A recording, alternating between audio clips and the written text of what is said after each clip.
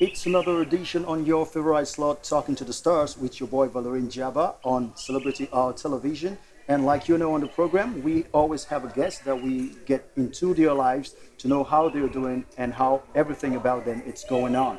And on the program today, we're going to be talking to this very veteran and talented Nigerian film actor. And in his persona, we don't have to introduce him, but like you know in the program, we have to tell you who the person is. Of course, we are talking about ZACK ORJI. He's right here, but do not go anywhere. When we come back, we're going to get to know everything about him. Stay tuned.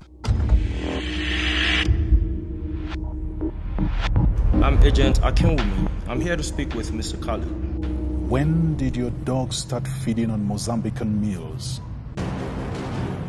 When did your dog become a photographer? You can sit there and you can make the most compelling argument. And I can believe you. You think I care about living or dying? Huh? She was everything to me. You destroyed it. We are not animals. I just do what is needful to get those who hurt my family. Affected everything. The Libyans are asking me for more money to beef up security along the route. I have to get new drivers. This is my son, Idris. What was he doing out there in the desert? Isn't he supposed to be at school? This time round, Africans are not wailing and kicking as they are being taken away to be enslaved. They are being seen wailing and kicking as they seek to be enslaved in Europe and America.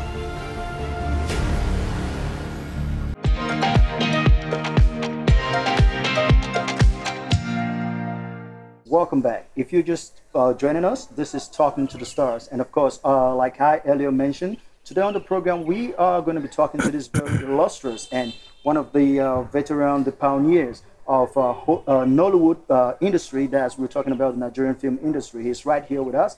He's no other person than, I'll call him Uncle Zack. You're welcome to the show, sir. Thank you. Yeah, Mr. Zack, you know, we understand that you grew up in some Francophone African countries, in the likes of Cameroon, Togo, Gabon, where you did some of your education as well. But now, what I want to know is, I want you to tell us a little bit about your growing up in Cameroon.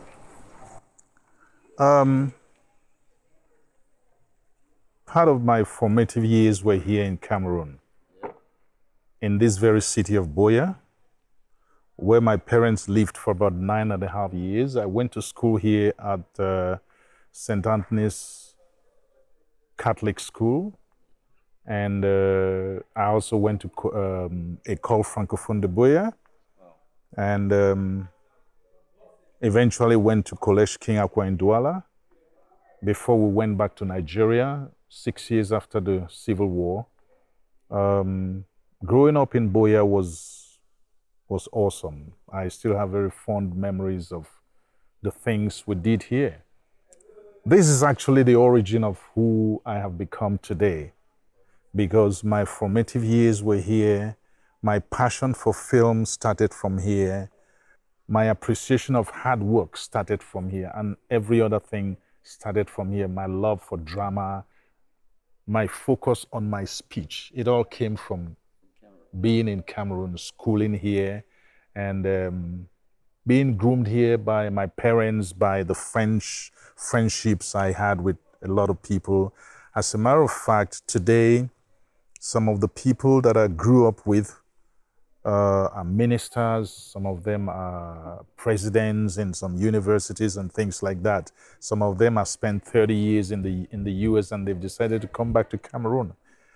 Some of my very good friends I have kept over the years. And not also forget that you've also become one of you know, the greatest names that Nollywood has to offer. Well, thanks to God for that. Yes, so growing up here was awesome. I started going to the cinemas from here. I mean, we used to watch people like Sean Connery, John Wayne, Antonio Sabato, Franco Nero, Bruce Lee, Lee Van Cleef, Humphrey Bogart. I can't remember all the names. That's right. That's where the inspiration came for me, to want to be like these people, speak like them, you know, do the things that they did. That's how it all started. And I used to read a lot. I used to read a lot of novels. I was like a voracious reader because somehow I understood that if I needed to speak and speak very well, I needed to have a wide variety. I mean, I needed to have a very rich stock of vocabulary. So my love for drama also started from here. My going into sports at some point in my life also started from here because when I was in École Francophone de Boya, I was in the school football team, I was in the school handball team. Here, it all started in Boya. We used to go to the mountain to fetch firewood, sometimes on weekends. Yeah, my mother taught us the value of hard work. My parents, my mother wouldn't send you on an errand if she couldn't do it herself. So sometimes when she sent us to go and fetch firewood, she actually went with us. Do you understand? So you wouldn't have any excuse to say, I can't do this or I can't do that. These were periods in my life that I can never forget. So I always have a very sentimental attachment. Whenever the name Cameroon is mentioned, I feel like my own country is being mentioned. So coming back here after so many years for me is like coming back to my own country. Wow, that's such that's a wonderful display of your childhood and growing up in Cameroon. Now we understand Cameroon is a bilingual country, and the languages are French and English. And if you grew up in Cameroon, definitely you grew up to mingle within those two languages. Yes, and, thank God for that. So many people know Zach is very bilingual, and I'm quite sure those watching us right now would definitely want to have a little glimpse or just to hear some kind of just to get you they want to hear me speak French. Yeah. So well, what I'm going to do now, let's try a little bit of French right now. Bon, I'm going to ask you a question. Non, okay. Ça ne vaut pas la peine de me demander une question. Je dis seulement que j'ai fait la plupart de mes études primaires et secondaires ici au Cameroun. Oh my God. I think I don't have to ask any question. I don't have to go further. But right now, with such a very wonderful skills in the French language. I have done films in French. Yeah, but now that's exactly what I wanted to ask. Like, what are some of the films you've done in French? I can't rightly. The only one whose title I can readily remember is a film we did in 2005. The title was Pourquoi Moi? Okay. We did it in Cotonou, in Benin Republic. In 2009, I directed a movie in French in Libreville, where I was born. I've also done a few things here and there in French. I was the first person who translated and subtitled a film in French back in 1996. The first film I ever produced was in 1996, titled Love in Vendetta. Voiceover, I had it subtitled in French. Then when I did my directorial debut, which was in 2000, I shot in Lagos and Accra. I also had the movie voiced over in French. I brought young people from Cameroon, from Benin, from Togo, from Gabon, from different countries, and then came together at the Alliance Française. It was translated at the Alliance Française in Accra, and then we went to the studio at TV3 in Accra, and they did the voice over in French. Yeah. I should also add that some time ago you did an advert in Congo Kinshasa. In Kinshasa, yeah. And that was in French as well. That was in French. That was back in 2002. And then recently I'm the chairman of a group called Non-Stop African Entertainment.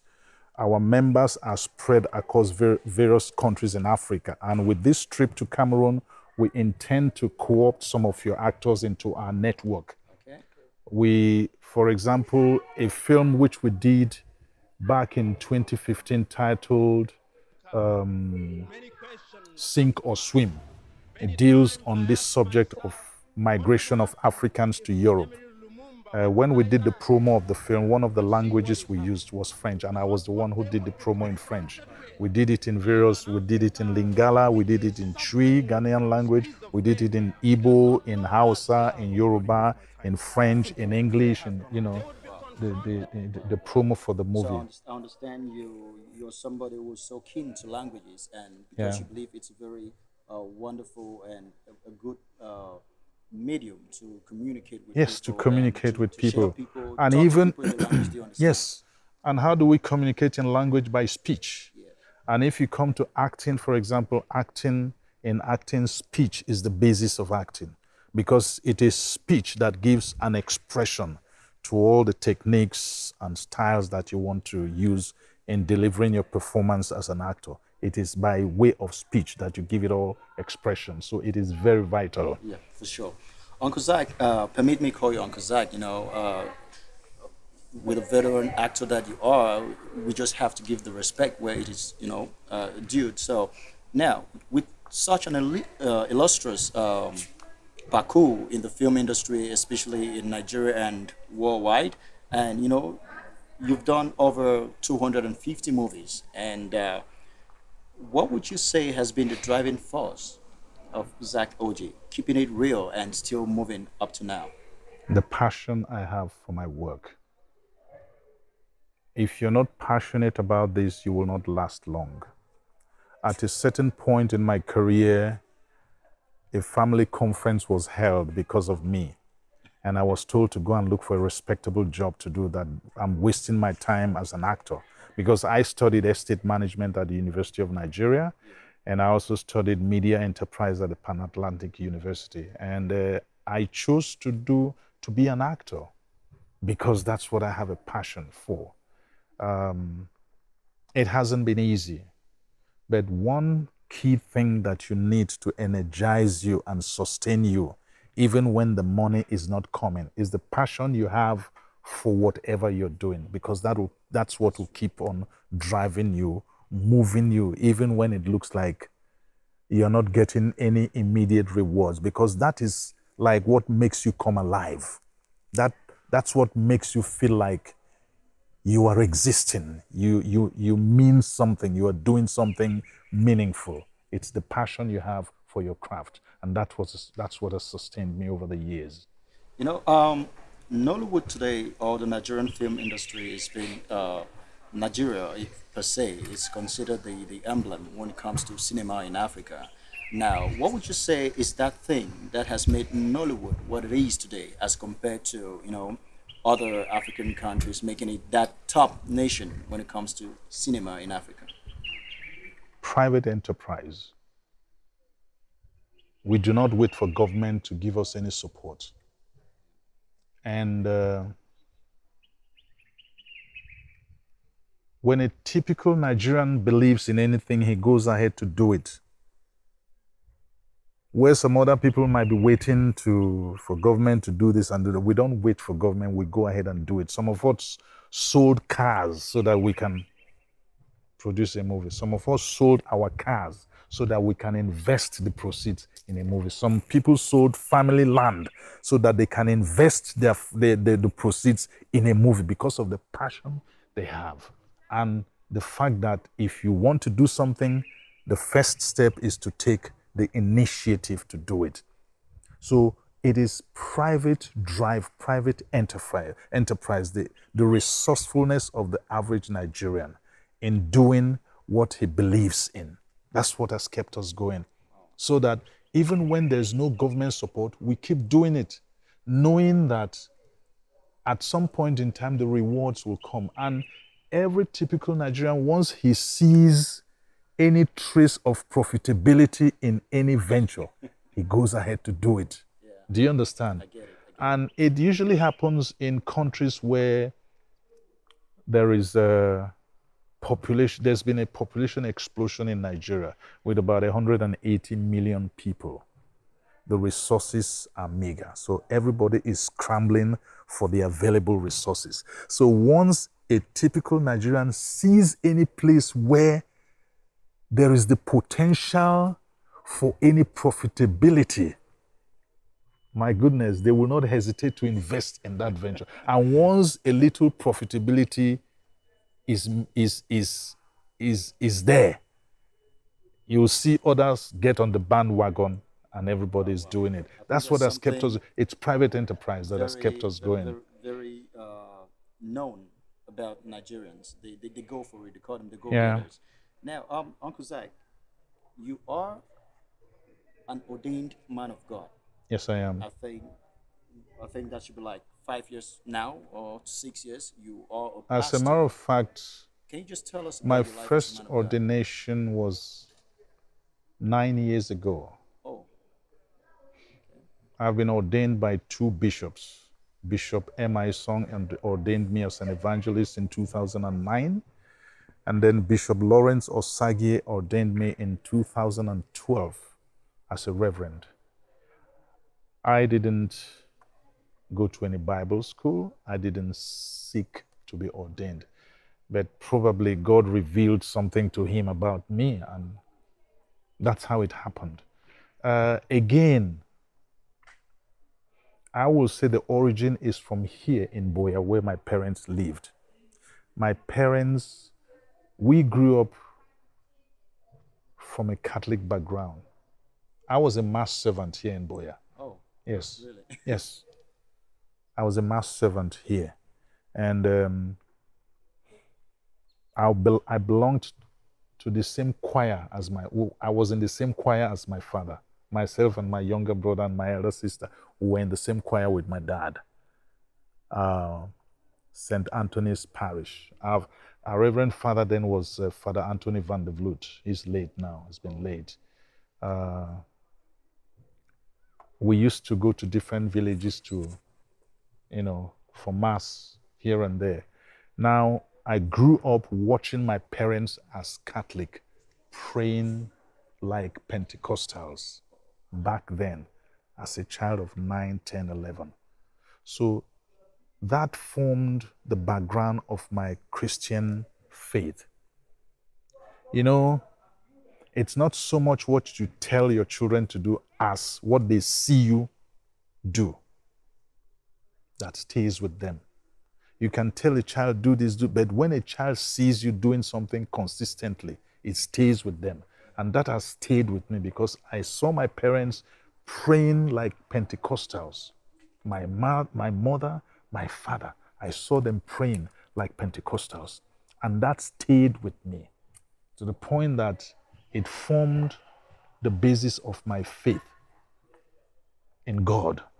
It formed the basis of my faith as a Christian and gave a certain spiritual direction to my life, or gave a certain direction to my life as far as spiritual things are concerned. And along the line now, it manifested in the way I approached things, in the way I perceived things, in the way I did things. What would you say to critics that would say that you're getting into church because, permit me say, church business, because we're coming to a question that we're going to talk about that as well, that maybe you're being pushed because you think the church ministry is some kind of a developing phenomenon in Africa. What would you say to that? Believe me, my hands are full as an actor, as a producer, as a director. Now, in addition to that, I'm an ordained man of God. I get invitations to go and preach in churches.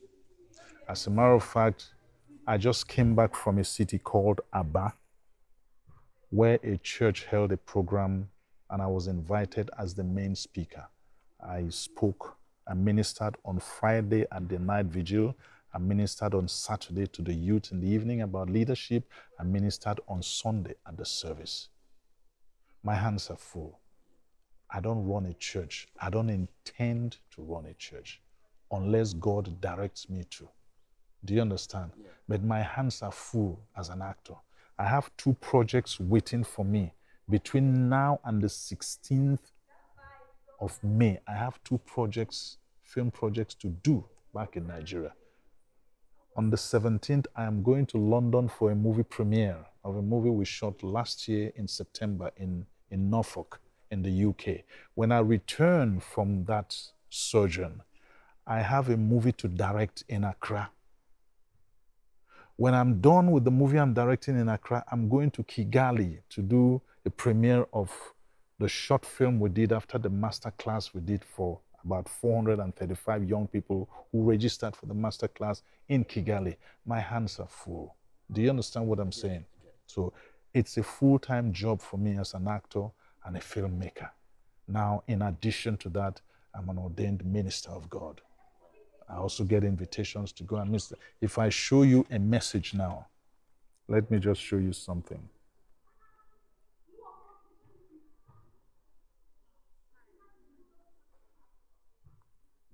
Read that message.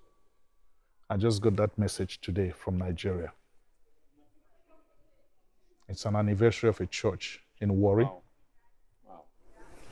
That's exactly what you're saying. Exactly what you're saying. Now, Zach, there is this thing that has made a lot of noise and it has trended a lot in Nigeria. It's a topic that people talk about it with a lot of reservation, if I should say it that way. Now, I'm talking about the issue of tithes. We know in Nigeria it has been something that it's like it's been divided. There are some people against, there are some people for.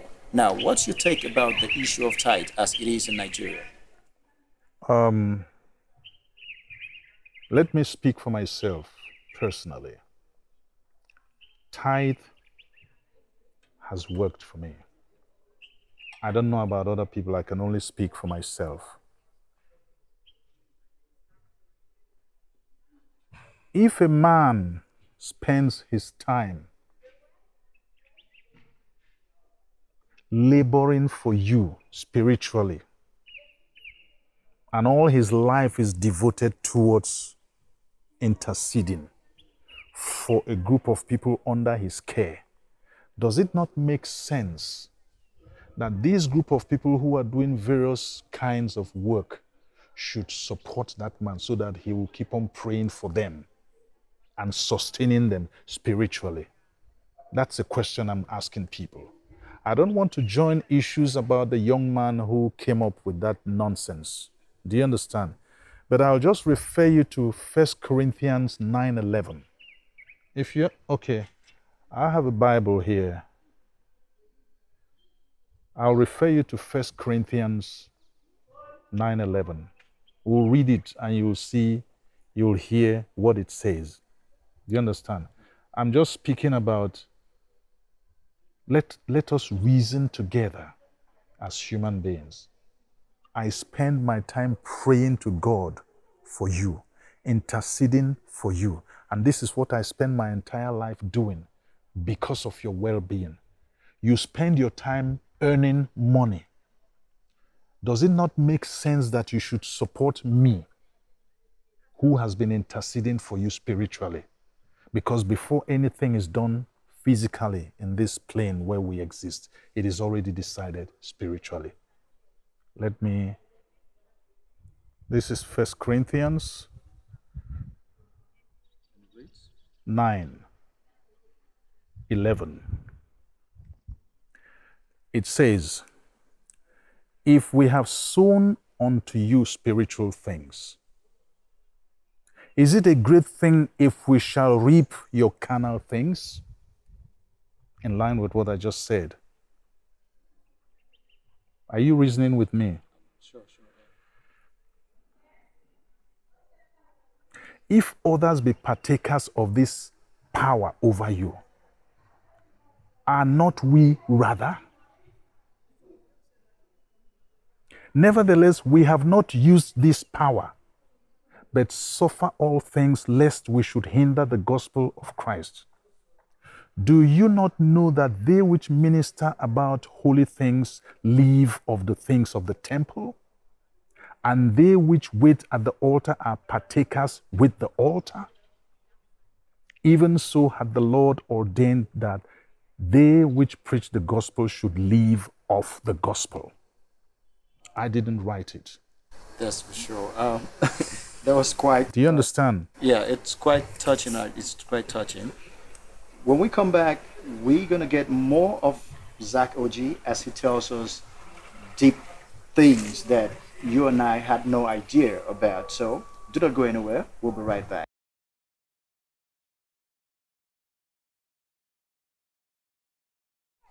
Welcome back to Talking to the Stars with me, Valerie Njaba. And of course, today we have been talking and getting into the life of this veteran Nigerian actor, Mr. ZACK ORJI. He's right here and we're gonna keep going on. We're gonna keep going down with the questions. Uncle Zach, now I just want to find out: are you gonna be acting forever, or are there so many other projects that goes in line, with your acting career? It's just like asking a worker, are you going to be working forever? If I don't work, how can I feed or take care of my family? If I don't work, how can I sustain my passion for what I'm doing? I'm going to be working. Thank God, there is no statutory age of retirement for an actor. As you get older, new scripts are being written to suit your person and things like that. And by the way, I'm going to keep working until the strength leaves me. But one thing I keep praying to God is that as I grow older, let my strength also grow as I grow older. I'm going to keep working. I'm going to keep acting. I'm going to keep making films. I'm going to keep preaching the word of God wherever I'm invited to do so. I'm going to continue being a media consultant.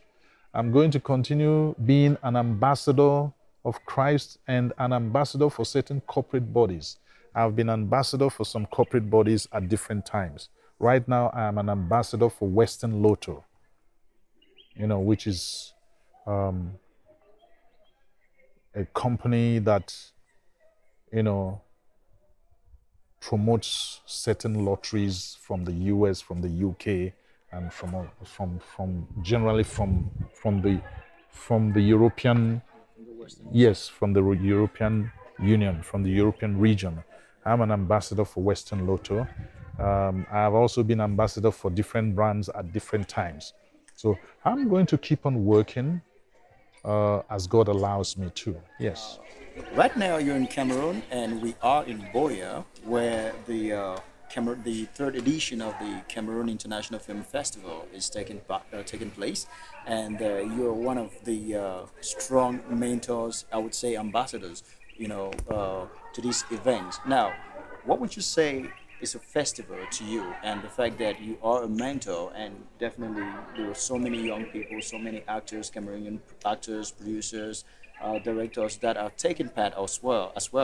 Now, what would you say is a festival to you, and what is it that they have to get from this very wonderful initiative?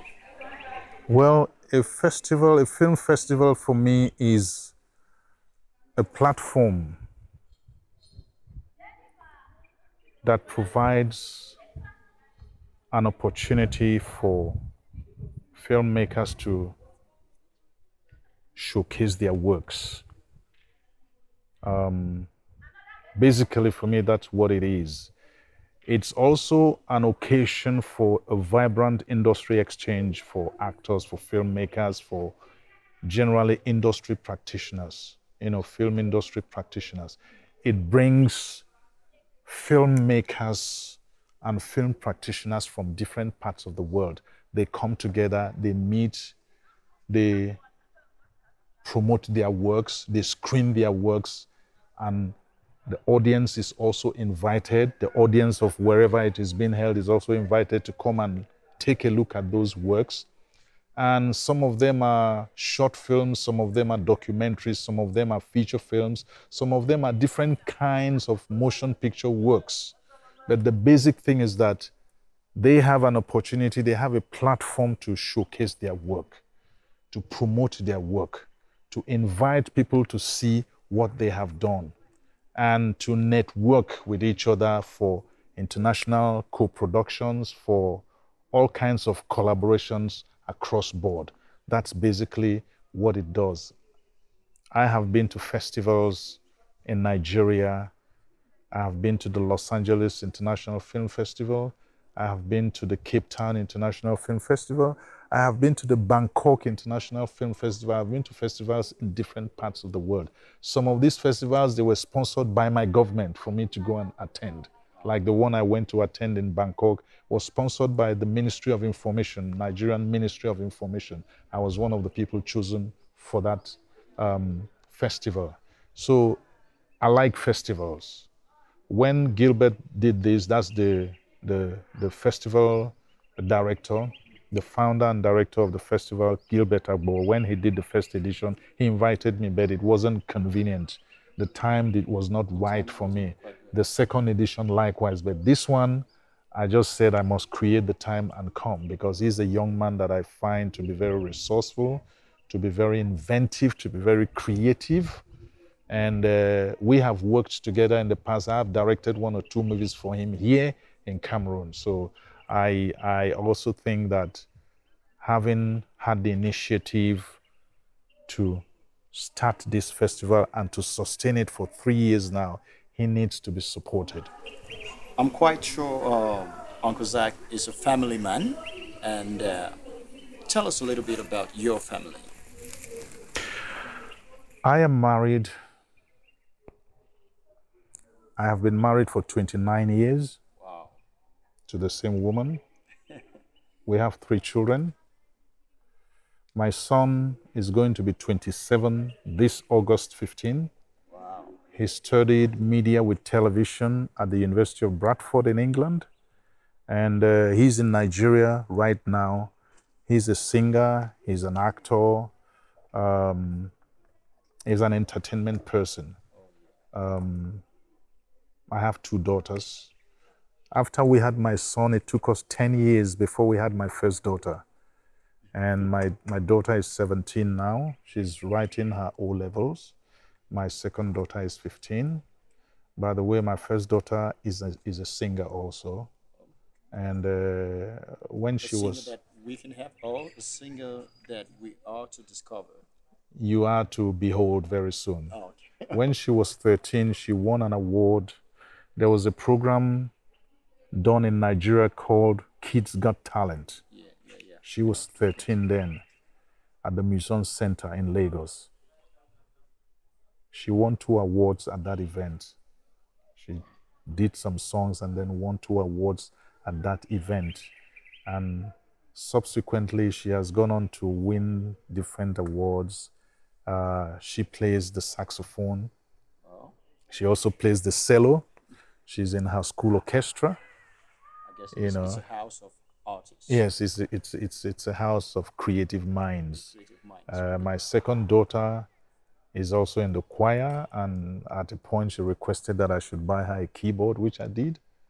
There are 2 acoustic guitars in the house, so I believe that parents have a responsibility towards encouraging their children to perfect any area where they show special skills. That's for sure. It's a responsibility of every parent, because anything can bring glory to a family. Anything. We have just one Nobel laureate in Nigeria today, Professor Wole Soyinka. It's literature that brought him glory and brought the country glory. Literature. But probably if some young kid told the parents that he or she wants to go and do literature in the university, they'll be asking her, what the hell is that for? I mean, what are you going to do reading literature? Yeah. But we have seen it bring glory. We've seen the young lady, what's her name? Chimamanda. You know Chimamanda? Yeah, both parents are professors. Her father is a professor, her mother is a professor, and she has also distinguished herself as a writer, not only continentally, but worldwide. Her books are well received. Do you understand? So anything can bring glory to your child.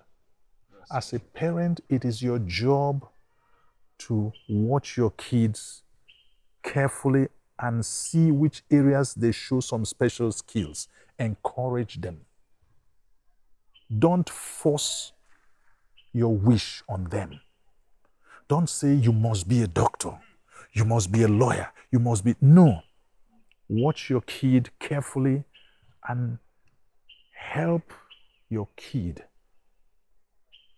to become proficient in that particular area where he or she shows special skills. Help them to build their wisdom around it and help them to nurture it. Then you will see what they will become. Because God has created everybody with something. Now, I want you to look at the camera and tell them something special to your fans, those who love you, those who follow you, and of course, those who support you. What do you have to say to them directly to the camera? All I can say is my heartfelt appreciation for your support over the years. It gives me a lot of pleasure when I'm approached by people who commend my work. I see people who tell me, I have been watching you right from when I was a child, and I see a huge adult speaking to me.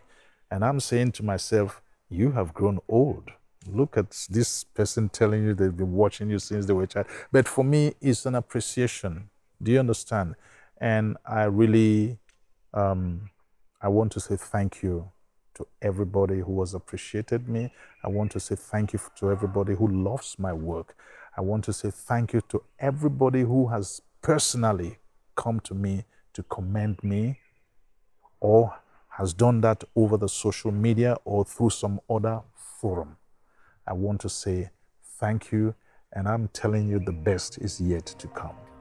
Okay, people, that was your favorite slot, Talking to the Stars. And of course, we have been talking to this very celebrated Nigerian veteran actor, ZACK ORJI. You heard it from him. And of course, I don't know who's going to be next on this very hot seat of Talking to the Stars, but you don't have to go anywhere. Keep watching Celebrity Television. And of course, it was your boy, Valerie Jabba. Catch you.